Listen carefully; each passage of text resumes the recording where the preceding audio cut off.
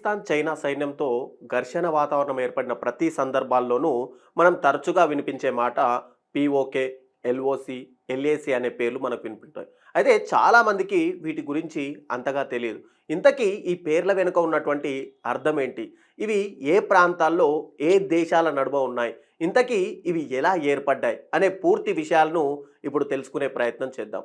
అయితే భారతదేశానికి స్వాతంత్రం వచ్చిన సమయంలో ఇక్కడ ఉన్నటువంటి కొంతమంది ముస్లింలు పాకిస్తాన్‌కు వెళ్ళిపోగా, అక్కడ నివసిస్తున్నటువంటి కొంతమంది హిందువులు భారత్‌లోకి వచ్చారు. పాకిస్తాన్ అనేది ఒక మత ప్రాతిపాదికన ఏర్పడినటువంటి ఒక దేశం.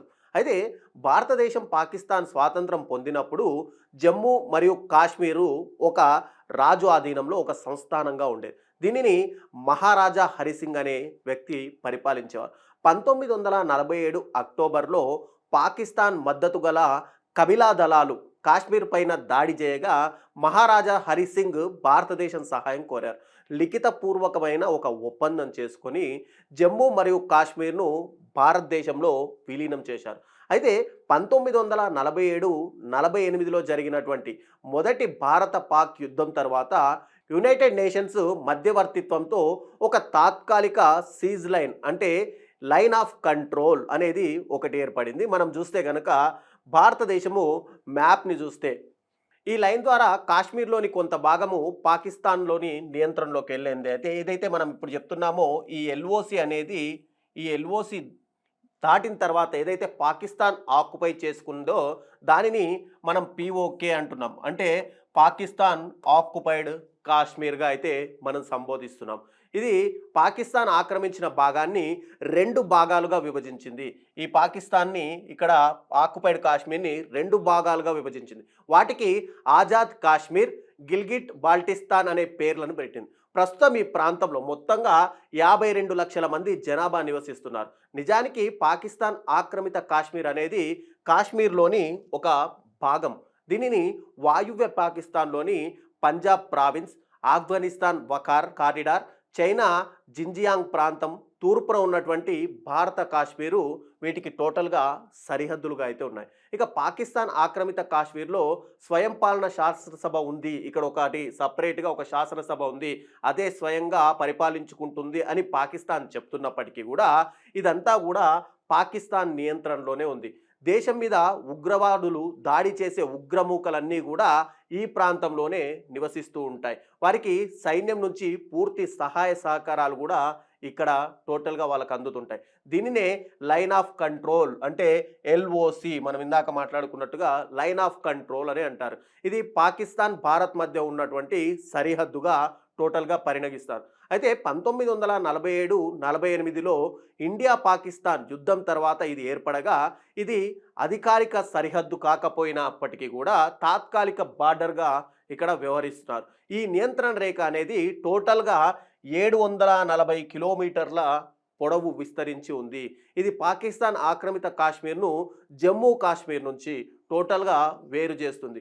ఈ రేఖ పొడవునా భారత ప్రభుత్వము ఇప్పటికే అంటే ఎప్పటినుంచో కంచెని ఏర్పాటు చేస్తే నియంత్రణ రేఖకు ఇటువైపునేమో భారత సైన్యం, అటువైపేమో పాకిస్తాన్ నియంత్రణ చెక్ పోస్టులు కూడా ఉంటాయి. వాస్తవానికి దీనిని మొదటి కాల్పుల విరమణ రేఖ అని గతంలో పిలిచేవాళ్ళు. అయితే జూలై 3, 1972లో ఏదైతే సిమ్లా ఒప్పందం జరిగిందో భారత్, పాకిస్తాన్ మధ్య అప్పటి నుంచి దీన్ని నియంత్రణ రేఖగా అంటే ఎల్ఏసిగా అంటే లైన్ ఆఫ్ కంట్రోల్‌గా దాన్నైతే పిలుస్తున్నారు. ఇది భారతదేశము మరియు చైనాకు మధ్య ఉండేటువంటి సరిహద్దు గుర్తించే అనధికారిక రేఖ. ఇది జమ్మూ మరియు కాశ్మీర్‌ని, ఇక హిమాచల్ ప్రదేశ్‌ని, ఉత్తరాఖండ్‌ని, సిక్కింని మరియు అరుణాచల్ ప్రదేశ్‌లోని కొన్ని ప్రాంతాలను అంటే ఏవైతే హిమాలయ ప్రాంతాలు ఉన్నాయో వీటన్నింటినీ కూడా ఇది టోటల్‌గా విస్తరించి ఉంది. ఇక ఎల్ఏసి ఒక అధికారిక సరిహద్దు కాకపోయినప్పటికీ కూడా 2 దేశాల సైనిక శక్తులను నియంత్రించే ప్రాంతాలను వేరు చేస్తే ఒక రేఖగా అయితే దీన్ని గుర్తించుకోవాలి. అయితే భారతదేశం మరియు చైనా మధ్య సరిహద్దు వివాదం అనేది బ్రిటిష్ రాజు కాలంలో ఏర్పడినటువంటి అస్పష్టమైన సరిహద్దు గీతల నుండి ఈ ఇద్దరి మధ్య గొడవలనేవి ఉద్భవించాయి. ఇక బ్రిటిష్ రాజు భారతదేశము టిబెట్ మధ్య 1914లో సిమ్లా ఒప్పందం ద్వారా మెక్ మహాన్ లైన్ అనేది ఒకటి గీయబడింది. దీనిని చైనా ఎప్పుడు కూడా అంగీకరించలేదు టోటల్‌గా. 1947లో భారతదేశమేమో ఇక్కడ స్వాతంత్రం వచ్చింది. 1949లోనేమో చైనా పీపుల్స్ రిపబ్లిక్ ఆఫ్ చైనాగా ఇక్కడ అది కూడా ఏర్పడింది.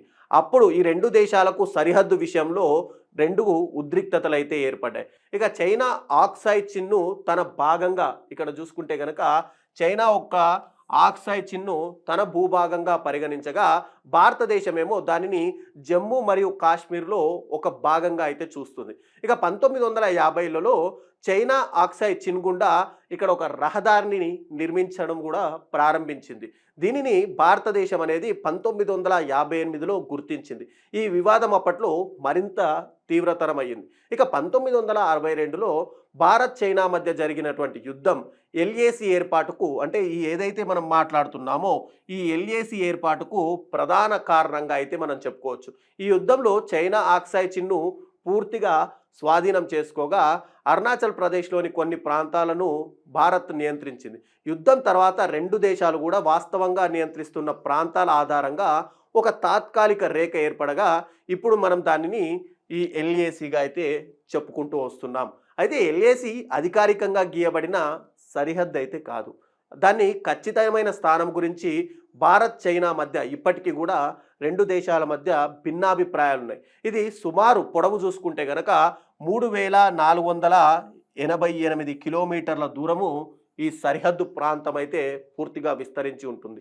ఈ రేఖ వెంట అనేక ప్రాంతాలు కూడా ఇప్పటికీ కూడా వివాదాస్పద ప్రాంతాలుగా ఉన్నాయి. ఇక్కడ 2 దేశాల సైన్యాలు తరచూ ఘర్షణలకు దిగుతుంటాయి.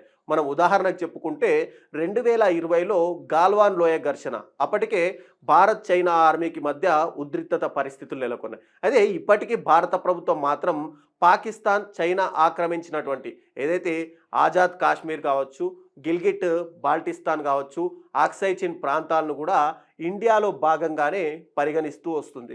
అయితే మనం ఇన్ని రోజులు తెలుసుకున్నటువంటి అంటే ప్రతి ఒక్కరికి ఈ పిఓకే కానీ ఎల్ఏసి కానీ ఎల్ఓసి అని తరచుగా మనము ఈ పదాలను అయితే వింటూనే ఉంటాం. కానీ వీటికి పూర్తిగా ఏర్పడిన పరిస్థితులేంటి, ఈ పదాలకు అర్థాలేంటి, ఇప్పుడు భారత్ ఎందుకు ఈ 2 ప్రాంతాలని మన ఆధీనంలోకి తీసుకోవాలని ప్రయత్నిస్తుంది, చైనా ఎందుకు ఆ ఆక్సాయ్ చిన్ కోసం కానీ పాక్ ఆక్యుపైడ్ కాశ్మీర్ కోసం పాకిస్తాన్ కానీ ఎందుకు ఉద్రిక్తతలు నెలకొంటున్నాయి అనే దాని మీద మీ అభిప్రాయాలు కూడా కామెంట్ రూపంలో తెలియజేయండి.